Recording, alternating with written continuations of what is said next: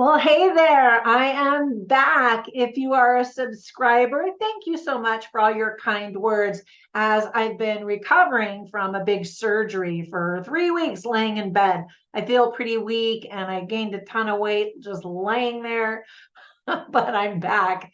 Thank you again so much. And if you're brand new to my channel, you're probably going, well, that's not a very exciting opening.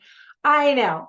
Welcome. I'm so thrilled you're here. My goal is to give you the heads up on filmmaking quality and content so that you can make the best decision as to whether or not you want to spend time or money or both watching a particular movie. So the movie I'm reviewing today is called The Hunger Games, The Ballad of Songbirds and Snakes. As you probably know, this dramatic movie is now playing in theaters. It's rated PG-13 and is 2 hours and 20 minutes long. My overall movie review mom grade is a B to a B plus. So let me explain why. I'll give you an overview in a nutshell, and then I'll point out things I liked and didn't like, as well as offer tips for parents, themes worth talking about, funny lines and interesting lines, and even recommendations for other films that are sort of similar that you might also like. All right, you ready to dive in? Me too. So in a nutshell, we get an origin story of sorts.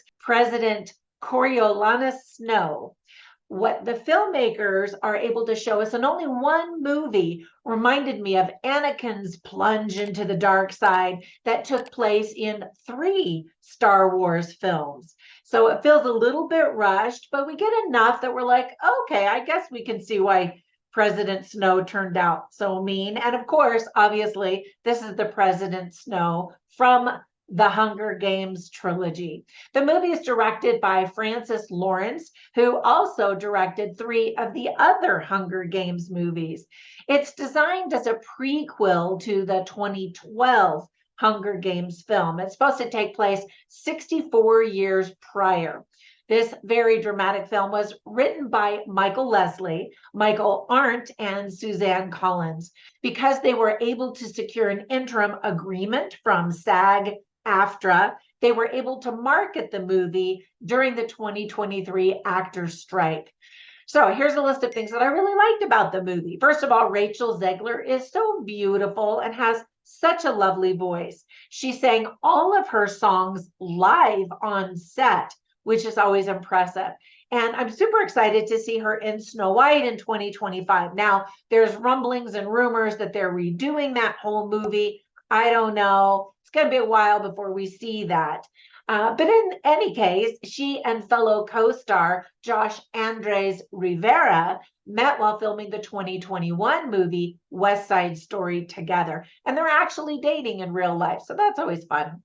Tom Blythe does a great job as Coriolanus Snow. It's fascinating to watch the story unfold because we already know how it ends up in later films, right? Or we know how he is. Dexter Soul Onswell is completely adorable as the very young President Snow. I mean, he's a child. Academy Award winner Viola Davis won the role of this villain in this prequel after the director saw a sinister meme of her that a fan had posted online. And he thought, well, that could work. And she's excellent, of course, as always. I really liked seeing Jason Schwartzman slowly develop the skills that he would need later on as the flashy, Lucretius Lucky Flickerman. All of the characters are very well defined, I thought, and it's easy to quickly feel something for them. Most of them, some of them. The cast includes Peter Dinklage, Bern Gorman, Fionella Flanagan, Pliny Harrington, Festus Creed, and many more. The set designs are just outstanding. There are some very cool special effects. Now, the movie definitely isn't a musical, yet music plays a very big role in the film and perfectly fits the title of the film. I didn't expect to hear this much music in this, which is kind of silly since the word ballad is in the title of the movie. I really enjoyed the musical element in the storyline that gave a real down-to-earth feeling, and the lyrics showed us just how much changed and how much remained the same in the districts. I love that costume designer Trish Somerville included Katniss and Primrose flowers on our leading female protagonist's outfit, her dress, as a respectful nod to the previous Hunger Games movies. So that was nice touch. There are several references to the previous films, such as when Lucy Gray curtsies at the ceremony, just like Katniss did in the 2012 movie. Now, I haven't read the book, but I hear it's a very good adaptation and it's pretty true to the source material. It's fun to see how the Hunger Games were more amateur and kind of rough around the edges in the beginning compared to that glossy, flashy veneer that they acquired over the decades and the type of Hunger Games that we know from the original trilogy. Now, with all that praise, there were a few things that I didn't like or just thought could have been done better. For example, many of the scenes are visually dark, so it'll be hard to see everything that's going on if you decide to watch this on a small streaming device once the film goes to video on demand and streaming and that kind of thing. It seemed ridiculous that Lucy Gray Baird had this beautiful, colorful, and expensive looking dress while living in a poor district. Everybody else was wearing, these just very basic frocks, that we're used to seeing in the later Hunger Games movies, the original movies that we saw. I thought her dress was very pretty, though. Some of the actors deliver lines mechanically, which kind of surprised me. It drove me nuts when Lucy Gray Baird would just sit instead of run away. She seemed super cocky considering she was not a very good fighter at all. Really, she won by pure luck. Sometimes she was sitting and she would just sort of slowly scoot away when she could have stood up and then ran, right? Anyway, that just kind of made me laugh. All of the characters looked pretty normal, not super flashy and over the top as we know in the original trilogy. But Viola Davis was so over the top and seemed out of place in comparison. Let me know what you thought about that. Comment down below. Well, and of course, she was incredible, as always, as I mentioned before. So while the movie is a prequel to the original trilogy, it's not an origin story of the actual Hunger Games, just sort of shows the turning point of President Snow before he was president and what caused him to be so doggone mean. Now, let me give you some tips for parents. There is violence with various weapons and hand-to-hand combat. We see that kind of stuff in the original 3 movies. Explosions, destruction, some blood and gore. We see people die. And if you don't like snakes, you're going to be very uncomfortable watching some of these scenes. My mother used to hate snakes, and they're kind of icky, but I didn't hate them as much as she did. So I always think of her when I see snakes.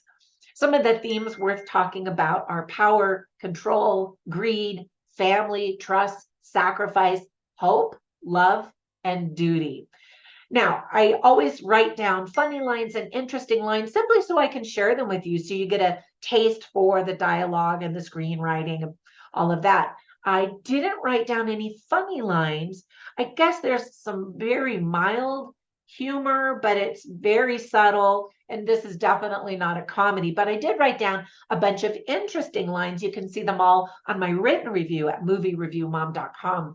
So a couple of the interesting lines I'll share with you right now are, one is spoken by President Snow, of course, played by Tom Blythe. And he says, "Trust is everything," which I thought was interesting based on what we know about the later Hunger Games. Josh Andres Rivera plays a character and he says it's worth the risk to do the right thing. And we definitely see a big theme of good versus evil, right versus wrong.